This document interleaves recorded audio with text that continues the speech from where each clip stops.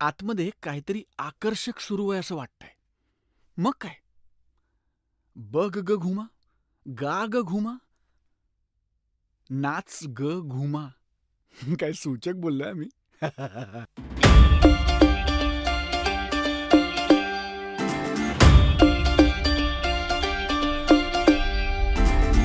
नारिग साजरी बाई तू गोजरी हातानी पिलशी सारा घुमा. घुमाचे दोनच हात, लाखो कामांचा घाट, घराची दारची राणी असे ही घुमा.